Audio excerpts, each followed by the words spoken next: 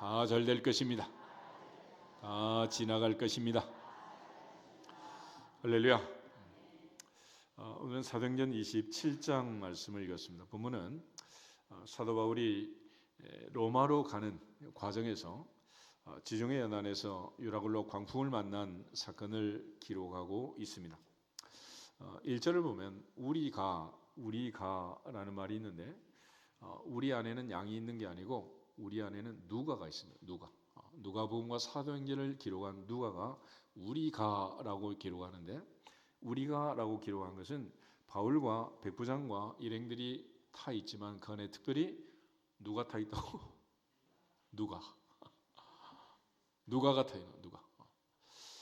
이 누가는 바울의 주치의였고 의사였는데, 사도행전을 보면 이제 우리가라는 말이 이제 등장하는 후반부가 있습니다.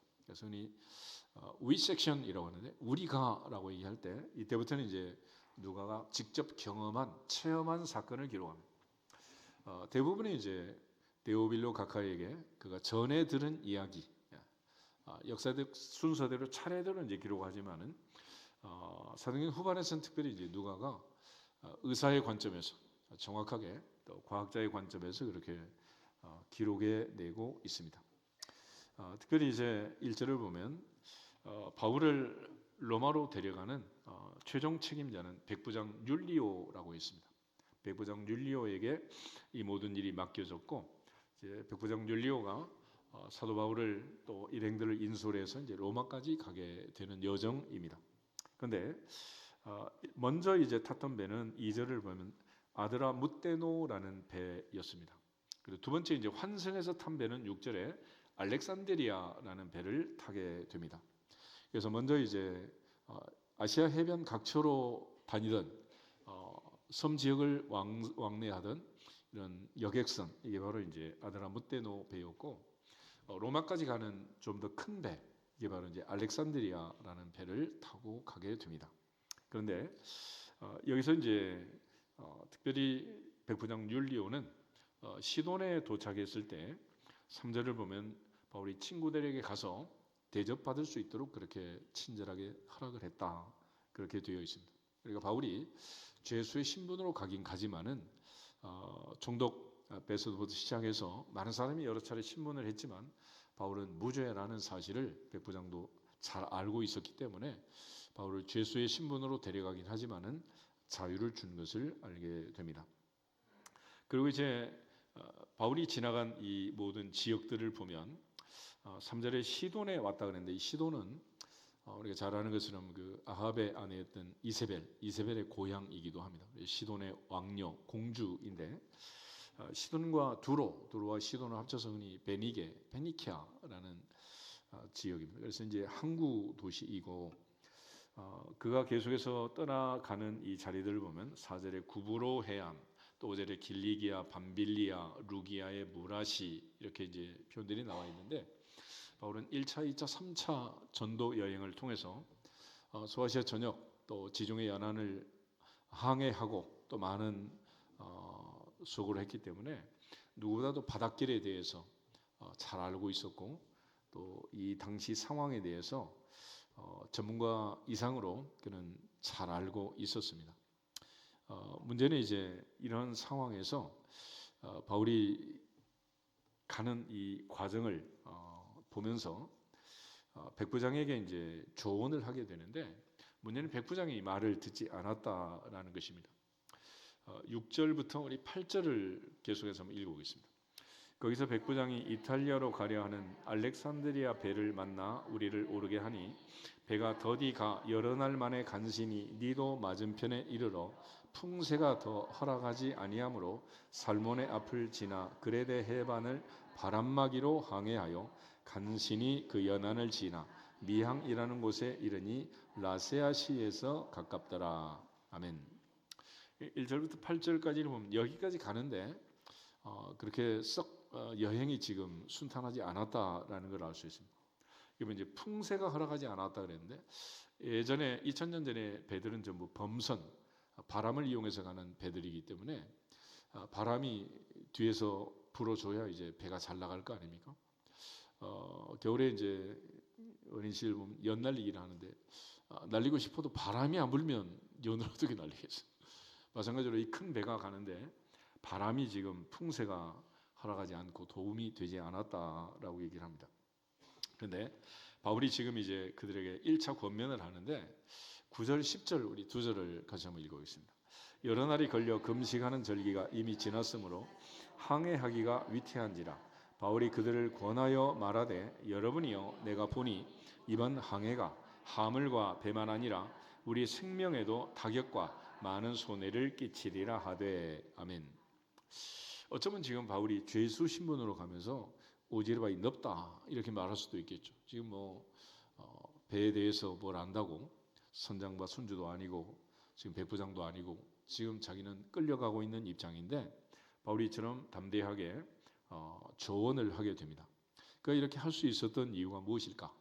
우리 고린도후서 11장을 한번 찾아보겠습니다. 고린도후서 11장 23절에서 27절. 고린도서 11장 23절부터 27절에 보면 사도 바울이 전도 여행을 하면서 많은 고생을 했는데 그가 고생한 이야기를 여기다 기록하고 있습니다. 23절 그들이 그리스도의 일꾼이냐 정신없는 말을 하거니와 나는 더욱 그러하도다.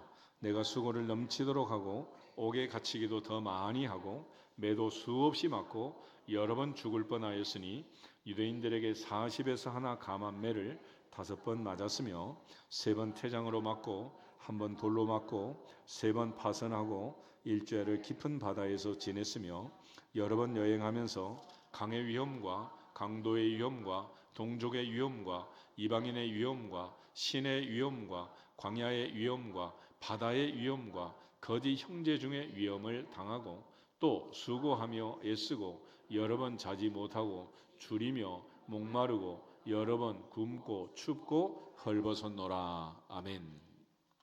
바울이 많은 고생을 했는데 고생 중에 보면 특별히 25절에 3번 파선하고 배를 타고 가다 배가 3번이나 파도에 깨지고 배가 파선했다. 또 일주일을 깊은 바다에서 지냈다. 이거는 지금 사도행전 27장의 사건을 얘기하고 있습니다. 그런데 26절에도 보면 많은 위험들이 있는데 그 중에 바다의 위험이라는 표현이 있어요. 그래서 사도 바울은 지금 이 상황이 어떠한가를 누구보다도 지금 잘 알고 있었는데 이유가 27장 9절을 다시 보시면 여러 날이 걸려 금식하는 절기가 이미 지났으므로 항해하기가 위태했다. 위태했다. 보통 이제 우리가 보면은 이제 계절풍이라는 게 있잖아요. 계절풍. 그래서 어느 지역이든지 이런 계절풍이 있을 때는 항해가 조심스럽다. 특별히 여름철 우리나라 같은 경우 이제 항해를 할 때 연안 부두에 있는 또 섬 지역에 있는 많은 사람들이 고기잡이를 나가잖아요. 근데 아침에는 그야말로 바다도 잔잔하고 날씨도 좋고 그런데 갑자기 바람이 불고 태풍이 또 올라올 수도 있고 그래서 항상 조심해야 돼. 조심해.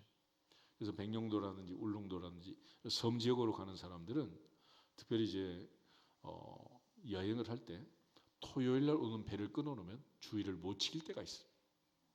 토요일 날 바람이 안 불면 다행이지만 조심해야 돼. 그러니까 미리 하루쯤 전날 오든지 그렇게 계획을 세워야지 잘못 세우게 되면은 그런 문제에 이제 부딪히게 된다. 그래서 지금 금식하는 절기가 이미 지났고 항해가 위태했다. 바울이 이런 여러 가지 그 상황들에 맞춰서 볼 때 지금은 배를 띄우는 상황이 아니라는 배 띄우기가 항해하기가 위태롭다. 그래서 내가 보니 이번 항해는 하물과 배만 아니라 우리 생명도 많은 타격과 손해가 끼칠 것이다. 그렇게 얘기를 하게 됩니다. 근데 문제는 11절 백부장이 선장과 선주의 말을 바울의 말보다 더 믿더라 그랬습니다. 이거는 사실은 믿었다기보다는 믿고 싶었다라는 자기 확증 내지는 확신, 믿고 싶은 대로 믿는 그런 믿음이라고 할 수 있어요. 왜냐하면 그 이유가 12절에 기록이 되어 있는데 12절 같이 보겠습니다. 그 항구가 겨울을 지내기에 불편하므로 거기서 떠나 아무쪼록 베닉스에 가서 겨울을 지내자 하는 자가 더 많으니 베닉스는 그레데 항구라. 한쪽은 서남을 한쪽은 서북을 향하였더라. 아멘. 그러니까 작은 미항보다는 큰 베닉스에 가서 겨울을 나고 그다음에 로마로 가는 게 좋지 않겠느냐. 많은 사람들이 다수가 그렇게 얘기를 했고 또 선장과 선주도 그렇게 말을 하니 백부장도 그렇게 믿고 시독하고 그래서 백부장이 선장과 선주의 말을 바울의 말보다 더 믿더라. 바울의 말을 안 믿은 게 아니고 더라는 한 글자가 이 큰 문제를 이제 일으키게 되는 거예요. 그런데 왜 그렇게 믿었느냐 그러면 12절에 그 항구가 겨울 지내기에 어떠하다고? 불편했다는 거예요. 그러니까 편리한 데 가서 겨울을 보내면 좋겠다. 그래서 사람을 유혹할 때 가장 유혹하기 좋은 게 뭐냐? 편리함이다. 편리함. 여러분 지금 의자에 앉아서 예배를 드리는데 우리나라가 의자 문화가 들어온 거는 그렇게 뭐 오래되지 않았습니다. 음식점만 해도 뭐 옛날엔 전부 다 이제 방바닥에 앉아서 좌식으로 웬만한 한정식은 다 앉아 먹고 딱 그러는 때 아니에요. 근데 요즘 이제 3040 애들이 뭐 신발도 안 벗으려고 그러고 의자 없는 식당에 가지도 않고 장사가 되겠어요? 이 식당 보면 이제 의자 없는 식당이 거의 없어 이제. 아주 골목에 있는 옛날 집 말고는 뭐 이런 정도라. 그러니까 한번 의자에 편리하게 소파에 앉기 시작하면 방바닥에 앉기가 쉽다 어렵다. 그 어려운 거예요. 그래서 서양 사람들이 이제 방바닥에 앉으라 그러면 다리 양반 자세로 앉는 게 너무 불편하고 다리가 아프고 막 이러죠. 요즘 애들이 막 그렇더라고. 그러니까 그래서 그렇게 편리하게 살다 보면 이게 안 되는 거예요. 코로나 3년 지나가면서 교회가 지금 이제 유튜브로 예배를 또 중계하고 전부 그러잖아요. 또 많은 교회가 코로나 이전으로 돌아가기를 원하지만은 대부분의 교회가 지금 그 이전하고 비교했을 때 더 많이 모이는 교회는 거의 없을 정도로 안 모여집니다. 또 우리 교회도 계속해서 유튜브로 지금 뭐 보내고 있지만은 한번 이렇게 또 편리하게 집에 앉아서 예배를 드리기 시작하면 교회 나오는 게 쉽다 어렵다? 쉬운 일이 아니에요 이게. 그러니까 이 편의주의라는 것, 이 좋긴 한데 한번 거기에 물들면 쉬운 일이 아니에요. 우리가 걷는 게 좋다고 생각하지만은 차 타고 다니는 이 편리함 속에서 그걸 포기하고 걸어 다니는 사람이 몇 명이나 되겠냐고. 그 쉽지가 않아요. 대표적으로 이제 그 두 마리의 금송아지가 있는데 우리 열왕기상 12장 한번 찾아보겠습니다. 열왕기상 12장에 보시면 솔로몬의 아들 르호보암 때 느밧의 아들 여로보암이 열지파를 데리고 와서 북쪽 이스라엘 나라를 세우게 됩니다.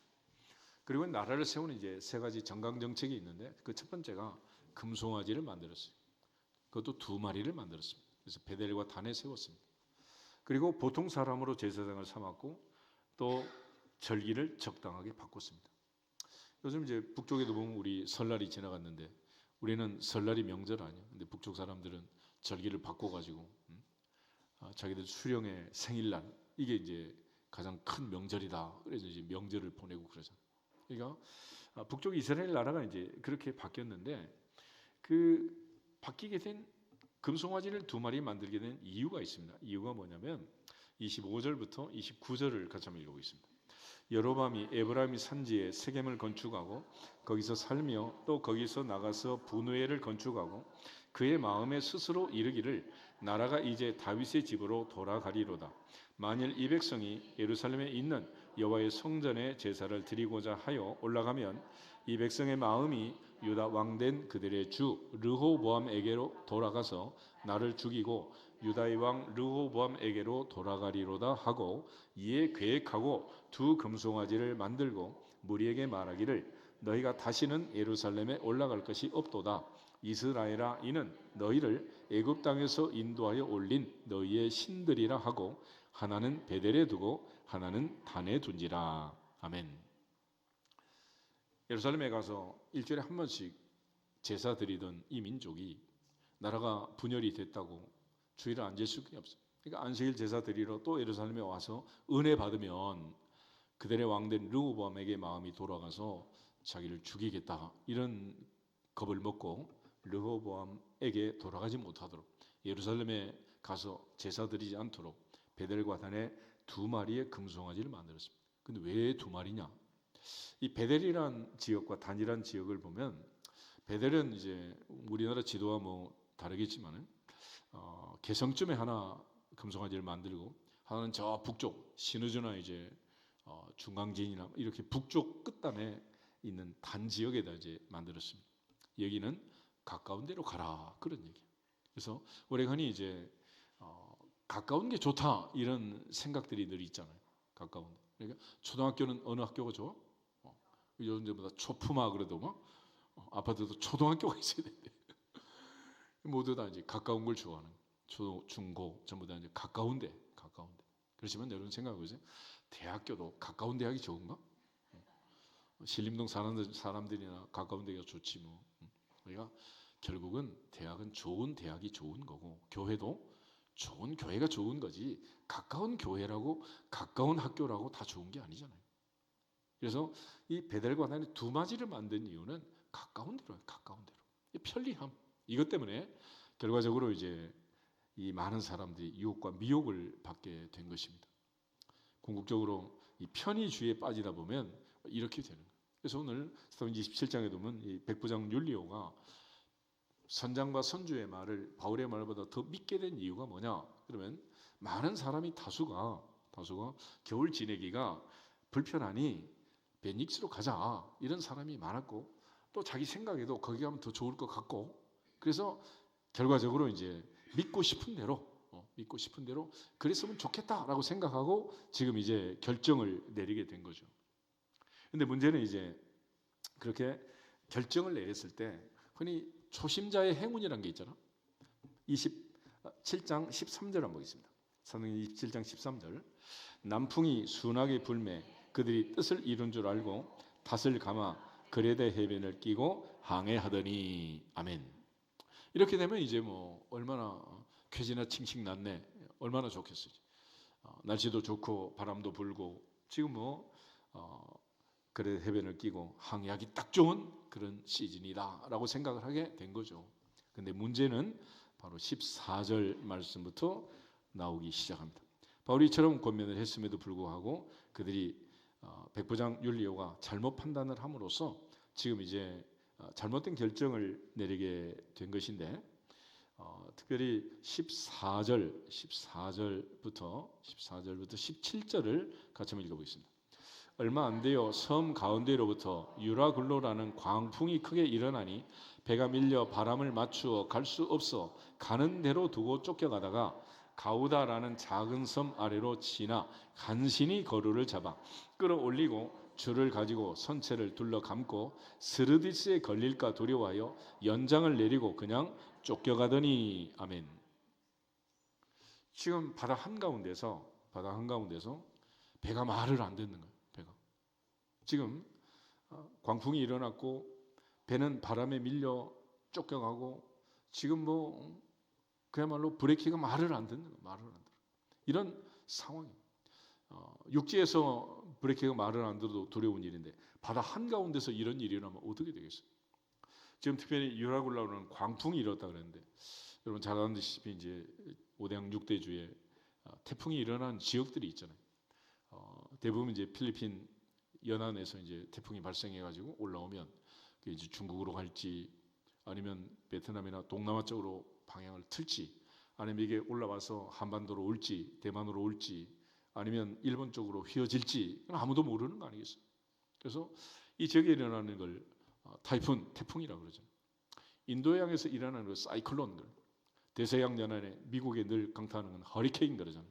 그런데 이 지중해 연안에서 일어나는 광풍을 유라굴로라고 했어요.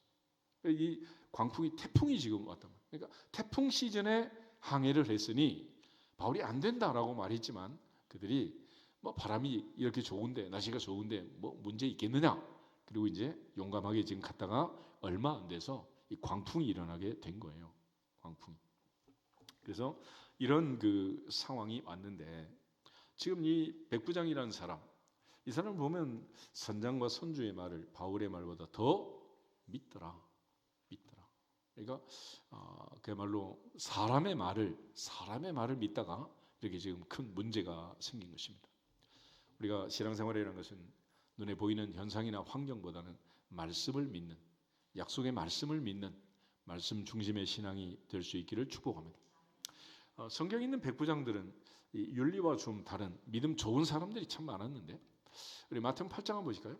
마태복음 8장에 보면 예수님께서 극찬했던 그 백부장이 있죠.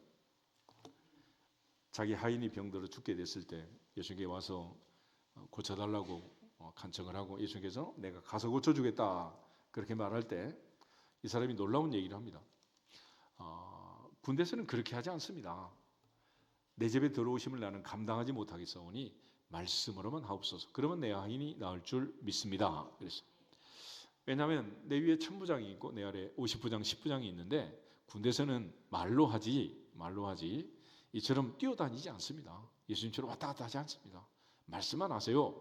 그러면 나을 줄 믿습니다. 그랬어요. 근데 예수님께서 이제 말씀을 가지고 하시는 그 말씀 사역이 뭐냐면, 천지 창조부터 말씀은 권위와 명령을 가지고 선포되는 것이고, 말씀이 선포될 때 그대로 되는 거예요. 요한복음 2장에 있는 갈릴리 가나의 첫 번째 표적도 마리아가 하인들에게 부탁을 하잖아요. 너에게 무슨 말씀을 하시든지 그대로 하라. 말씀을 듣고 그대로 하는. 그래서 순종이 제사보다 낫다 그랬잖아요. 그래서 말씀만 하면 다 될 줄로 믿습니다. 그래서 예수님께서 바람과 바다를 향해서 잔잔하라. 그러니까 바람과 바다도 말귀를 알아듣고 무화과 나무도 말귀를 알아듣고, 특별히 예수님 말씀하시면 다 알아듣는단 말이에요.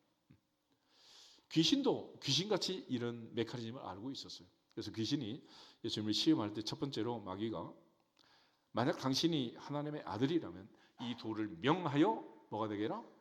떡이 되게 해라. 떡. 돌아 떡이 되라. 그러면 떡이 될 거라. 모세가 광야에서 하나님의 명령을 받았죠. 반석에, 호렙산 반석을 향하여 명령해라.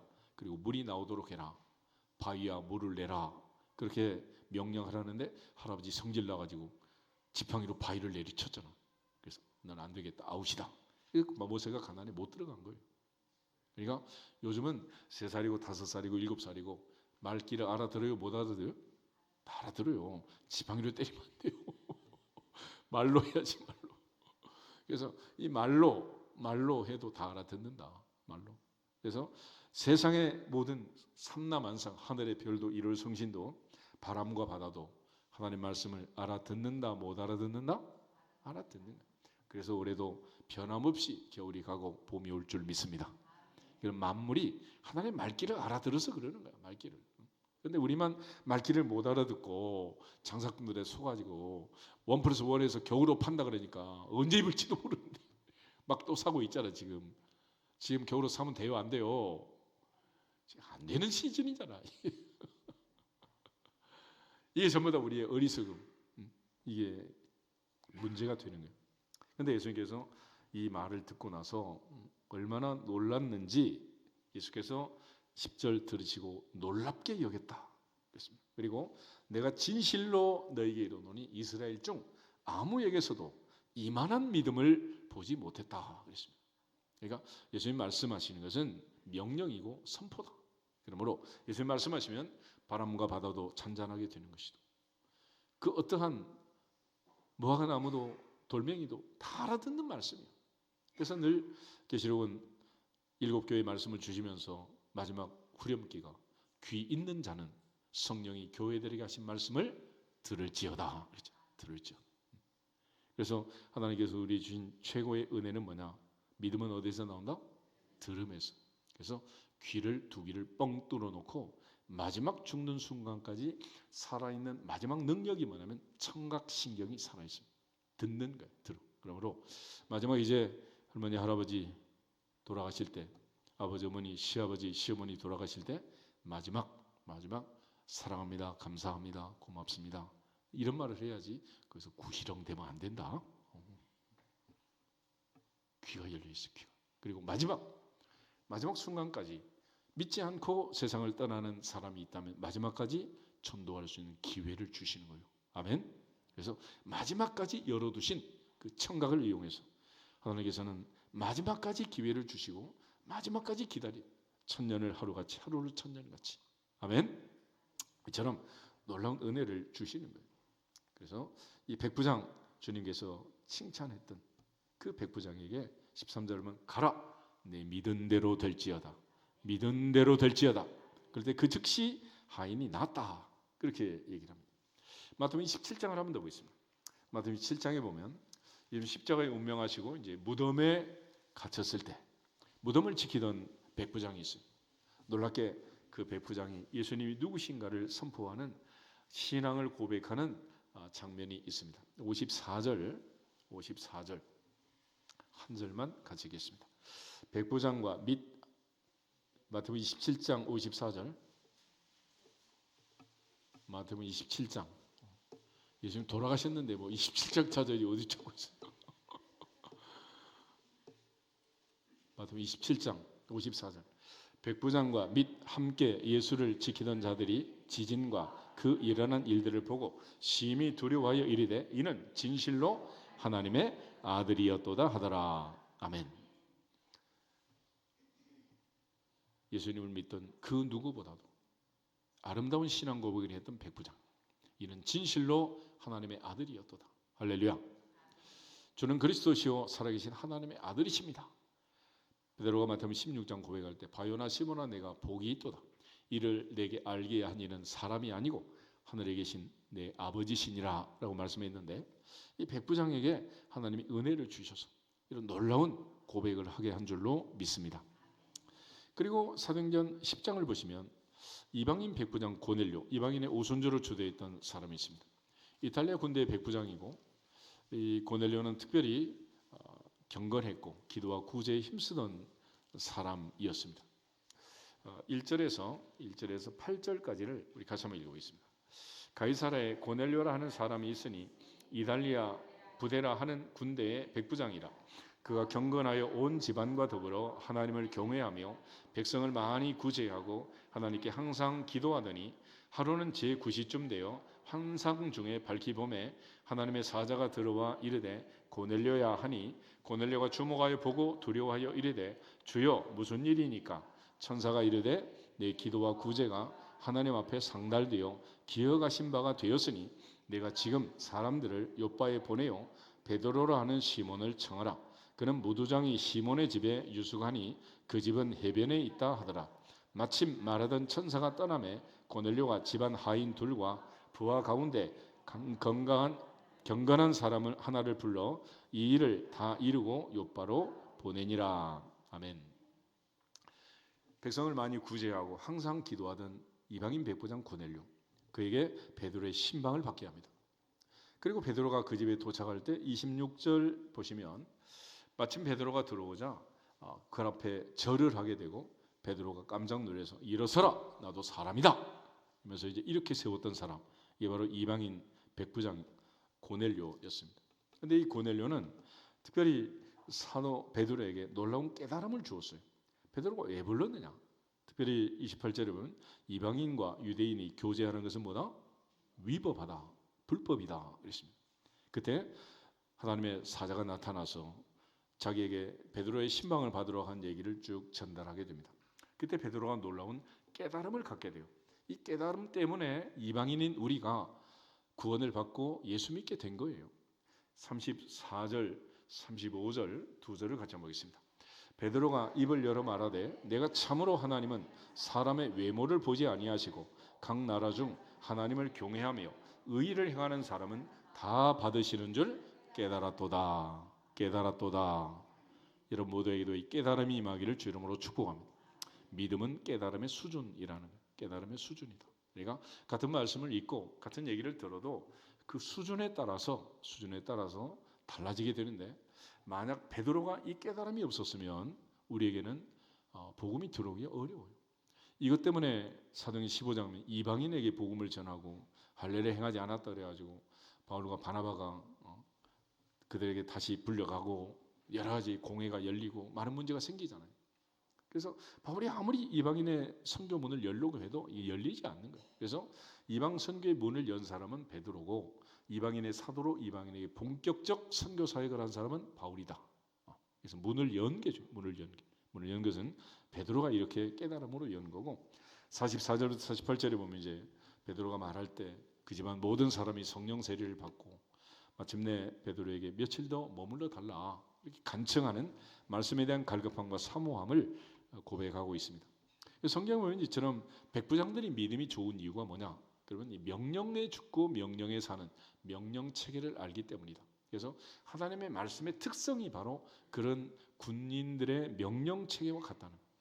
태초에 빛이 있으라라고 말할 때 천지 창조부터 하나님은 명령하고 선포했습니다. 마찬가지로 오늘날 우리에게 주어진 모든 말씀들도 사실은 선포하는 거예요. 선포. 하나님의 은혜로. 그러므로 내게 주신 말씀을 믿고 받고. 예수님 비유에 씨 뿌리는 비유가 있는데 하나님의 말씀의 씨를 갖다 뿌린다 그러잖아. 뿌려.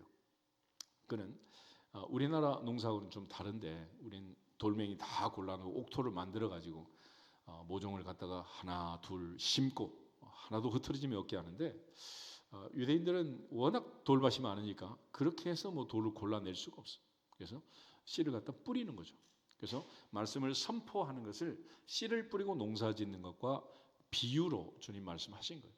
그래서 말씀의 씨를 뿌릴 때 그 상태, 밭의 상태에 따라서 옥토가 있고 길갓밭, 돌짝밭, 가시밭이 있는 것처럼 우리 마음 상태에 따라서 열매를 맺기도 하고 빼앗길 수도 있다라는 것을 강조하시는 거죠.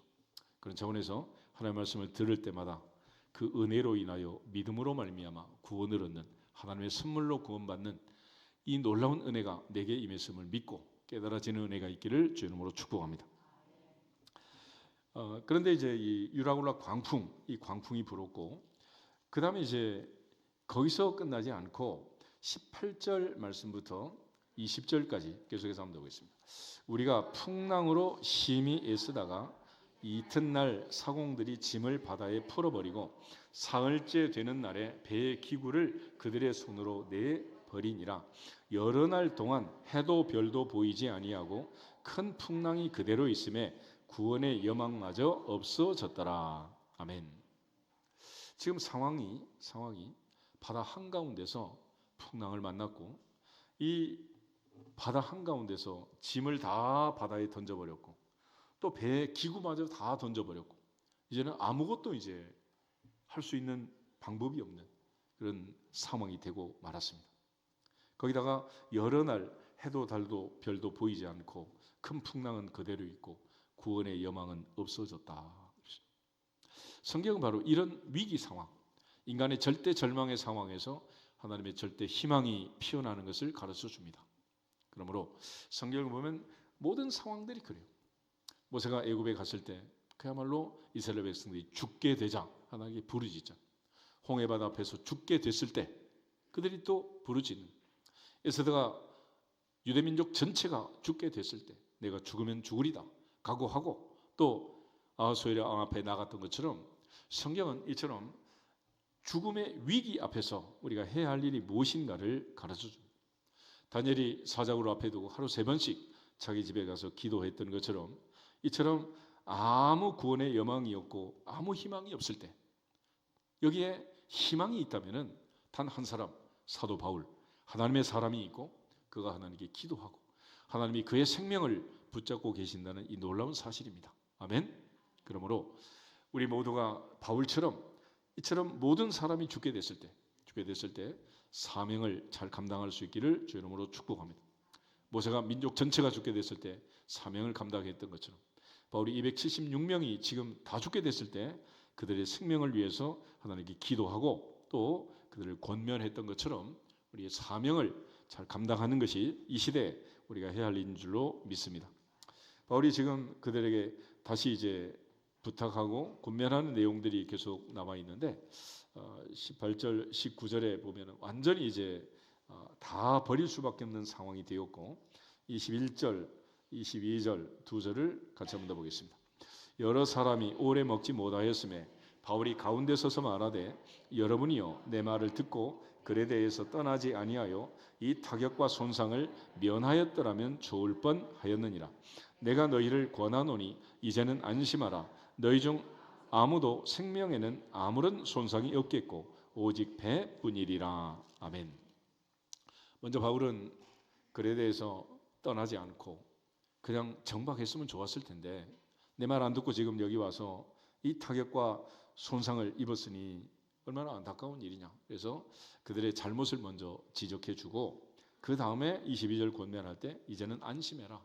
안심해라. 왜냐하면 너희 중 아무도 생명에는 손상이 없을 것이다. 오직 배만 지금 피해를 입고 이렇게 난파선이 됐는데 생명은 한 사람도 손상을 입지 않을 거다라고 지금 권면을 하고 있습니다. 그러면 바울이 무슨 배짱으로 이런 얘기를 했느냐? 23절부터 26절을 보겠습니다. 내가 소풍한 바 곧 내가 섬기는 하나님의 사자가 어젯밤에 내 곁에 서서 말하되 바울아 두려워하지 말라. 내가 가이사 앞에 서야 하겠고 또 하나님께서 너와 항해하는 자를 다 내게 주셨다 하였으니 그러므로 여러분이 안심하라. 나는 내게 말씀하신 그대로 되리라고 하나님을 믿노라. 그런즉 우리가 반드시 한 섬에 걸리리라 하더라. 아멘. 바울은 하나님께 기도했고 하나님의 사자가 어젯밤에 내게 말씀했다. 바울아 두려워하지 마라. 내가 가이사 앞에 서야 한다. 가이사는 지금 어디 계신 분이요? 로마에 계신 황제 아니에요? 황제. 황제 앞에 가야 한다.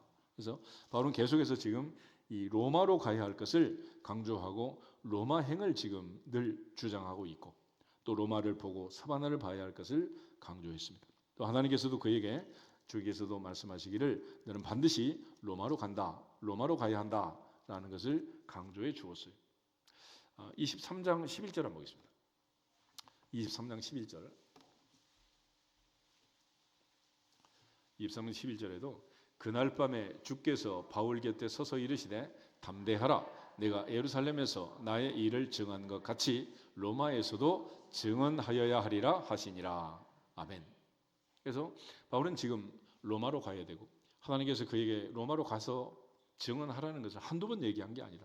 그러므로 나는 지금 이 태풍 가운데서 지중해 한 가운데 유라굴라 광풍 속에서 죽을 사람이다 아니다. 나는 여기서 죽을 사람이 아니라는. 그렇지만 하나님은 나를 살리기 위해서라도 이런 모두를 살릴 것이고 어젯밤에 내게 말씀하시기를 바울아 두려워하지 마라. 두려워하지 마라. 바울아 두려워하지 마라. 내가 가이사 앞에 서야 한다. 또 하나님께서 너와 함께 항해하는 자를 다 너에게 주셨다. 그러니까 한 생명도 육체의 생명만 건지는 게 아니라 영혼을 살리기 위해서 하나님께서 이 고난을 주셨다는 것을 바울에게 가르쳐 주신 거예요. 그래서 바울이 그러한 분명한 확신을 가지고 26절에 그러므로 여러분이요 어떻게 해라? 안심하라. 안심하라. 할렐루야. 그러므로 어떤 위기 앞에서도 이처럼 위로하고 안심하도록 권면하는 것이 우리의 사명이라는 사실을 깨닫고 항상 바울처럼 이 위로의 사명을 잘 감당할 수 있기를 축복합니다. 이사야 40장을 한번 보겠습니다. 이사야 40장을 보시면 이사야는 후반에서 전반부에서는 이제 이스라엘 백성들의 죄와 심판에 대한 메시지를 선포하고 후반에서는 그들을 위로하는 위로의 메시지를 선포합니다. 40장 1절 2절 우리 두 절을 같이 보겠습니다. 너희 하나님이 이르시되 너희는 위로하라 내 백성을 위로하라. 너희는 예루살렘의 마음이 닿도록 말하며 그것에게 외치라. 그 노역의 때가 끝났고 그 죄악이 사함을 받았느니라. 그의 모든 죄로 말미암아 여호와의 손에서 벌을 배나 받았느니라 할지니라 하시니라. 아멘. 하나님이 친히 이사야에게 사명을 주셔서 말씀하시기를 너희는 위로하라 내 백성을 위로하라. 위로하라. 그런데 사도 바울이 깨달은 것도 바로 이러한 위로의 사명을 깨닫습니다. 우리 고린도후서 1장을 한번 보시면 고린도서 1장에 바울은 그 많은 위험천만한 여행을 했고 그 많은 고생을 했고 그 많은 매를 맞았습니다. 그런데 사도 바울이 그 어려움을 겪을 때마다 하나님이 주신 것은 위로였습니다. 그래서 바울은 하나님을 가리켜 3절에서 위로의 하나님이라고 말했고 그 하나님의 위로하심을 받은 내게 주신 사명은 또 다른 사람을 위로하는 것이다 라고 말했습니다. 그러므로 우리가 어떤 상황에서든지 하나님의 위로하심을 받고 거저받았으니 거저주라 하신 말씀처럼 또 다른 사람을 위로하는 위로자가 되기를 주 이름으로 축복합니다. 그런 측면에서 파라클레토스, 보혜사라는 말은 컴포터, 위로자라는 말이에요. 그러니까 성령이 충만한 사람은 어떤 상황에서도 다른 사람을 위로할 수 있고 성령 충만하지 못한 사람은 어떤 상황에서도 징징거릴 수밖에 없는 거예요. 항상 하나님 앞에 위로의 사명을 하기 위해서는 내가 먼저 위로를 받아야 하느니라. 3절에서 6절 보겠습니다. 찬송하리로다. 그는 우리 주 예수 그리스도의 하나님이시요 자비의 아버지시요 모든 위로의 하나님이시며 우리의 모든 환난 중에서 우리를 위로하사 우리로 하여금 하나님께 받는 위로로서 모든 환난 중에 있는 자들을 능히 위로하게 하시는 이시로다. 그리스도의 고난이 우리에게 넘치는 것 같이 우리가 받는 위로도 그리스도로 말미암아 넘치는도다. 우리가 환난 당하는 것도 너희가 위로와 구원을 받게 하려는 것이요 우리가 위로를 받는 것도 너희가 위로를 받게 하려는 것이니 이 위로가 너희 속에 역사하여 우리가 받는 것 같은 고난을 너희도 견디게 하느니라. 아멘.